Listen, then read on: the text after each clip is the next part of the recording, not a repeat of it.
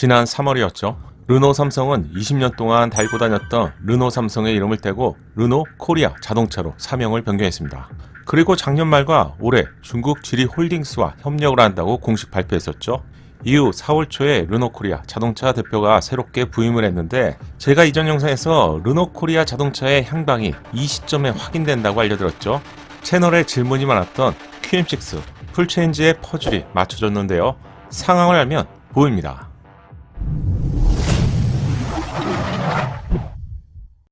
안녕하세요, 연목구름입니다. 르노 코리아 자동차가 르노 삼성에서 르노 코리아 자동차로 사명을 변경한 이후에 빠르게 움직이고 있죠. 이게 어떤 영향을 미치게 될지 알고 있어야 할 것 같은데요. 특히 기존에 르노 차량을 보유하시는 분들이라면 향후에 전개될 방향에 대해서 참고를 하셔야 될 것 같고요. 새롭게 르노 코리아의 자동차를 구입하시려는 분들도 당연히 참고하셔야 될 것 같은데, 이 상황을 좀 쉽게 표현하면 가장 잘 나가는 자동차가 중형 SUV QM6인데요. 태생은 르노 차량이었죠. 르노의 정식명은 꼴레오스인데 국내에서는 QM6의 이름으로 판매가 되고 있죠. 그리고 최근 르노는 꼴레오스의 후속격인 오스트랄을 출시했습니다. 자연스럽게 QM6의 후속이 오스트랄과 함께 발표가 되었던 7인승 바로 이 차량으로 예상이 되었죠. 하지만 또 어떤 분들은 르노가 아닌 지리 차량이 되지 않을까요? 이런 질문도 많았는데요. 사실 확답을 안 드렸던 이유가 있습니다. 이건 해석하기에 따라서 르노가 될 수도 있고 또는 지리가 될 수도 있기 때문이었는데요. 무슨 말이냐고요? 직접 보시죠. 이번 주에 자동차 시장에는 정말 중요한 뉴스가 하나 발표가 되었죠. 중국 민영 자동차를 대표하는 지리 오토홀딩스가 르노 코리아의 자동차 지분의 34%를 인수하기로 확정했다는 소식을 르노 코리아에서 공식 발표했죠.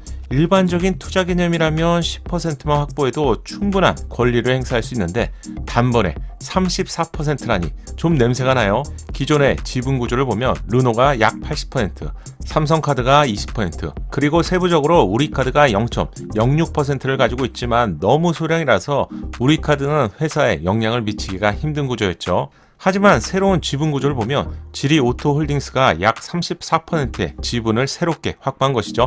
이 말은 더 이상 르노만의 영향력이 아닌 지리 오토홀딩스의 영향력이 막강해진 것이죠.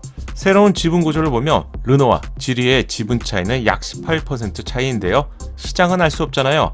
삼성카드가 지리홀딩스에게 지분을 넘길 수도 있고요. 또는 추후에 르노가 지리오토홀딩스의 지분을 좀 더 넘길 수도 있겠죠. 다만 현 시점에서 확실하게 유추할 수 있는 점은 지리오토홀딩스가 2대 주주로 등극하면서 르노 삼성 코리아는 이전처럼 르노에서 생산한 차량만 판매하는 회사가 아닌 르노와 지리의 차량을 조립해서 국내와 해외에 판매하는 회사가 되었다는 점을 쉽게 예상할 수 있습니다. 그럼 당장 궁금한 부분인 우리에게 익숙한 QM6의 후속은 르노가 될까요? 아니면 지리가 될까요? 이 부분에 대해서 자동차 전문가분들도 다양한 예상을 볼 수 있었죠. 이 부분 제가 정리해 드릴게요. 중립기어를 박으시면 됩니다. 기존 르노 삼성의 사업 구조를 보시면 되는데, 자동차에서 뼈대에 해당되는 플랫폼이나 파워트레인, 외부 디자인 등은 거의 관여하지 못했죠. 즉 르노 차량의 어셈블리, 조립과 국내에 판매할 차량의 내부 편의사항 등의 역할을 주로 담당했습니다. 이 역할은 그대로 유지가 되겠죠. 그럼 34%의 막강한 2대 주주가 된 지리의 역할이 궁금해지죠. 지리오토 홀딩스는 스웨덴 R&D 센터를 통해서 개발한 CMA 플랫폼과 하이브리드 엔진을 제공하게 됩니다. 이 CMA 플랫폼으로 제작된 차량이 볼보 XC40이죠. 외부 디자인의 경우 르노가 그 역할을 계속하게 될 가능성이 높습니다. 따라서 르노 코리아 자동차는 부산 공장을 통해서 조립을 하게 되고요. 국내 소비자의 눈높이에 맞는 편의사항 등을 담당하게 될 것 같네요.